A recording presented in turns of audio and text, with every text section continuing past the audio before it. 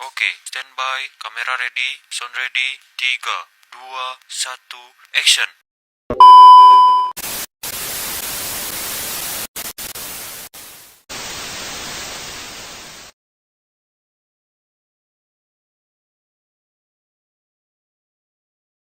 Perkenalkan, saya Naila Rifatut Tahiyah, mahasiswa Universitas Nahdlatul Ulama Sunan Giri Bojonegoro Prodi Pendidikan Matematika semester 2. Di sini saya akan menjawab beberapa soal yang tercantum dalam buku Aswaja 1. 1. Jelaskan secara singkat perkembangan tasawuf di era Rasulullah SAW sampai menjadi amali, akhlaki, dan falsafi. 2. Mengapa Imam Al-Ghazali dan Imam Al-Junaidi menjadi representasi dari tasawuf Aswaja? Jelaskan. 3. Jelaskan masing-masing istilah dari fana, hulul, dan itihad. 1. Era Rasulullah SAW. Ini tasawuf sudah ada pada masa Rasulullah, berupa penghayatan dan pengamalan ajaran Islam secara totalitas, terutama ihsan, menyembah Allah seolah-olah Dia terlihat. Belum terdapat istilah-istilah khusus tasawuf seperti yang dikenal kemudian. Fokus utama adalah pengamalan ajaran agama secara langsung dan personal. Tasawuf amali. Pada periode awal perkembangan Islam, tasawuf berfokus pada amalan-amalan ibadah dan penyucian diri dari sifat-sifat tercela. Ini merupakan pengembangan langsung dari ajaran Rasulullah. Fokusnya pada praktik keagamaan yang sesuai dengan Al-Quran dan Sunnah. Tasawuf akhlaki. Fase selanjutnya, tasawuf bergeser ke penyucian hati dan pembinaan akhlak. Sufi-sufi menekankan pada penghayatan spiritual yang lebih dalam dan penghapusan sifat-sifat negatif. Terdapat metode khusus untuk mencapai hal ini. Tasawuf falsafi. Pada tahap ini, tasawuf mulai berinteraksi dengan filsafat. Pengikutnya menggabungkan pengamalan mistik zauq dengan pemikiran filosofis untuk memahami hakikat Tuhan dan alam semesta. Ini seringkali menimbulkan perbedaan pendapat dengan ulama fikih dan ahli teologi.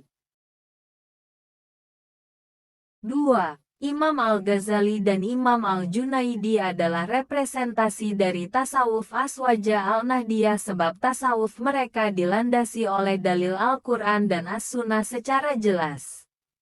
Imam Al-Ghazali dan Al-Junaidi mewakili tasawuf Aswaja karena mereka yang menekankan keseimbangan antara kehidupan duniawi dan ukhrawi, menolak ekstrim dalam praktik keagamaan, dan selalu berpedoman pada Al-Quran dan Sunnah. Al-Ghazali dikenal karena kemampuannya memadukan filsafat dan mistisisme. Sementara Al-Junaidi dikenal karena penekanannya pada akhlak dan adab yang luhur serta penolakan terhadap ucapan-ucapan yang kontroversial, syadz. Keduanya memberikan kontribusi signifikan dalam membentuk pemahaman tasawuf yang moderat dan sejalan dengan ajaran Ahlussunnah wal Jamaah. 3. 1. Fana. Fana dalam tasawuf berarti kesadaran diri total dan menyatu dengan Allah SWT. Ini bukan kematian fisik, melainkan hilangnya kesadaran akan diri sendiri dan duniawi, digantikan oleh kesasaran ilahi. Proses ini digambarkan melalui beberapa aspek diantaranya peleburan sifat-sifat nafsu, peleburan keinginan duniawi, hilangnya kesadaran panca indera, dan sifat sementara.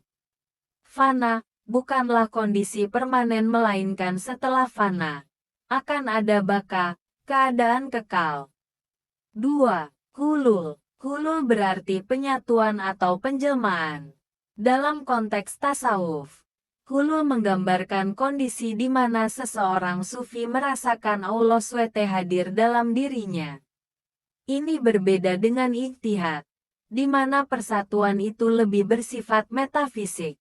Al-Hallaj sebagai contoh, diyakini mengalami hulul berdasarkan syair-syairnya yang menunjukkan penyatuan dirinya dengan Allah.